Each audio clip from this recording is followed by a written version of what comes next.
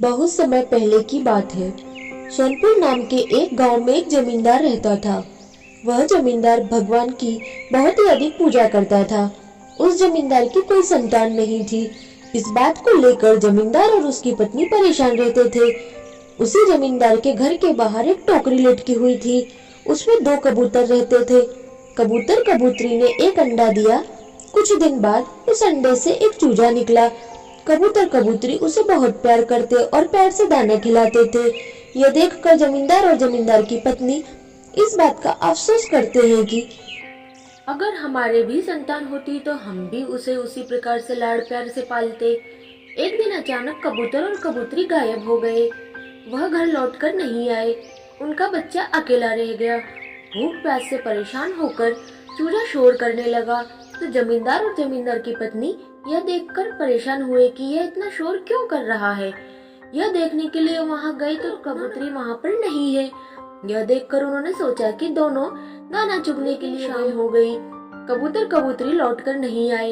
तब जमींदार और जमींदार की पत्नी समझ जाते हैं कि कबूतर कबूतरी किसी शिकारी के जाल में फंस गए हैं। इसलिए उस चूजे को अपने और उसे पालने लगते हैं। धीरे धीरे वह मादा चूजी बड़ी होने लगती है।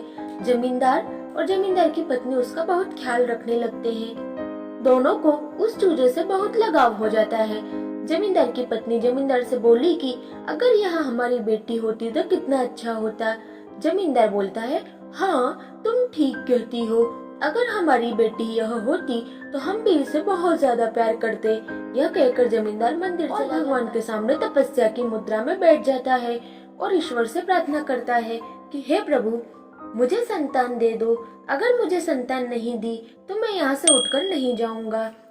जब तक आप मुझे आशीर्वाद नहीं देते तब तक मैं यहाँ से उठकर नहीं जाऊंगा। जमींदार भगवान की कठिन तपस्या करने लगता है। जमींदार की तपस्या से प्रसन्न होकर कुछ दिन बाद वहाँ स्वयं भगवान प्रकट होते हैं। भगवान के आते ही जमींदार खुशी से झूम उठता है। तब भगवान उससे पूछते हैं, तुझे क्या चाहिए? बोल, तुझे क्या चाहिए? जमींदार कहता है कि हे प्रभु, मैं निसंतान हूँ। मेरी पत्नी इस बात से बहुत ही दुखी रहती है। अतः प्रभु, हमें संतान के रूप में एक कन्या दें। तब भगवान बोले, हे भक्त, तुम्हारे नसीब में कन्या लिखी ही नहीं है। तुम्हारे भाग्य में कोई संतान सुख नहीं है और जो तुम्हारे भाग्य में नहीं है वह मैं तुम्हें नहीं दे सकता। इसलिए तुम कुछ और मांगो। तभी वह चूजा खेलते हुए जमींदार के पास आ जाता है। तभी जमींदार को अपनी पत्नी की बात याद आ जाती है कि वह चाहती है कि यह चूजा काश हमारी बेटी होती। यह सोचकर जमींदार कहता है कि हे भगवान, अगर आप मुझे संतान नहीं दे सकते हो तो इस चूजे को ही मेरी कन्या के रूप में दे दो। मैं इसी को अपनी पुत्री मानकर पालूंगा। भगवान तथास्तु कहकर गायब हो जाते हैं। चूजा एक छोटी कन्या में बदल जाता है। यह देखकर जमींदार बहुत खुश होता है और खुशी खुशी उसी कन्या को अपने घर ले आता है। वह उसे अपनी पत्नी को दिखाकर कहता है, देखो, यह हमारी बेटी है। यह सुनकर जमींदार की पत्नी जमींदार से पूछती है, यह तुम किसकी बेटी को उठा लाए? तब जमींदार बोलता है कि ये किसी की बेटी नहीं है, यह हमारी बेटी है। मैंने भगवान की कठोर तपस्या की है और जो चूजा हम पाल रहे थे मैंने उसी को भगवान से वरदान के रूप में पुत्री रूप में मांग लिया। भगवान ने तथास्तु कह दिया। यह सुनकर जमींदार की पत्नी का खुशी का ठिकाना न रहा। दोनों उसका नाम राधा रखते हैं। जमींदार और जमींदार की पत्नी राधा को बहुत ही प्यार से पालने लगते हैं। धीरे धीरे राधा बड़ी होती है और शादी की उम्र तक पहुंच जाती है। जमींदार की पत्नी जमींदार से अपनी पुत्री के लिए वर खोजने के लिए कहती है। जमींदार गांव गांव जाकर अपनी पुत्री के लिए एक अच्छा लड़का ढूंढता है, लेकिन उसे ऐसा कोई भी योग्य लड़का नहीं मिल पाता जो उसकी लड़की से शादी कर सके। इस बात से जमींदार और जमींदार की पत्नी दुखी रहने लगे। जमींदार को जब बहुत दिन हो गए लेकिन कोई योग्य वर नहीं मिल पाया तो वह फिर से भगवान की शरण में गया और उसने फिर से भगवान की तपस्या की। उसकी तपस्या से प्रसन्न होकर भगवान उसे दर्शन देते हैं और उससे उसकी इच्छा पूछते हैं। जमींदार बोलता है कि हे प्रभु, मुझे मेरी पुत्री के लिए एक सुयोग्य वर चाहिए। मैंने हर जगह उसके लिए एक अच्छे लड़के की तलाश की, लेकिन उसके योग्य मुझे कोई लड़का नहीं मिल पाया। यह सुनकर भगवान जमींदार से बोले कि मैं तुम्हारी पुत्री की शादी एक बहुत ही तेजस्वी लड़के से कराऊंगा। उसी समय जमींदार की पत्नी और जमींदार की पुत्री वहां आ जाते हैं।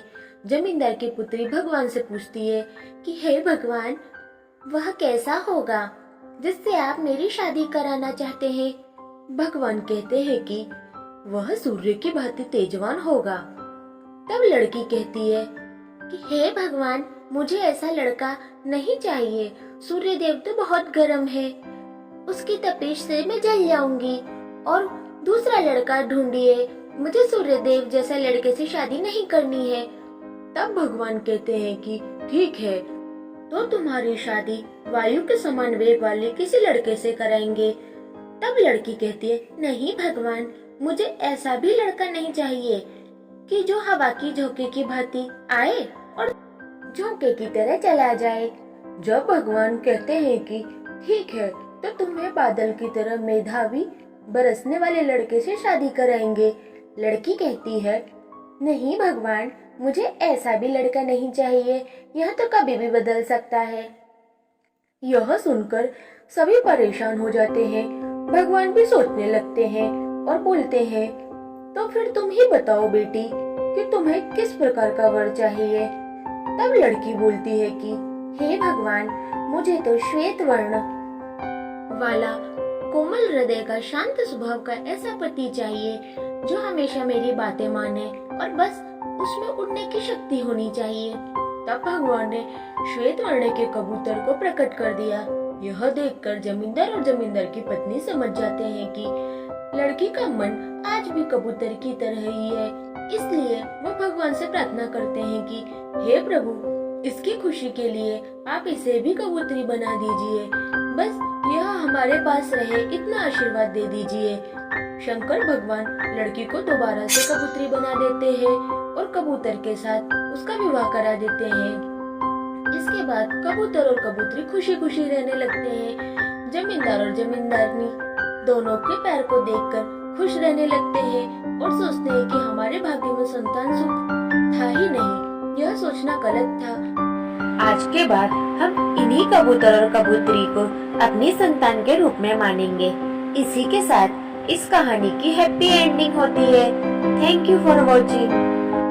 अब वीडियो को लाइक और चैनल को सब्सक्राइब कर दीजिए। Thank you.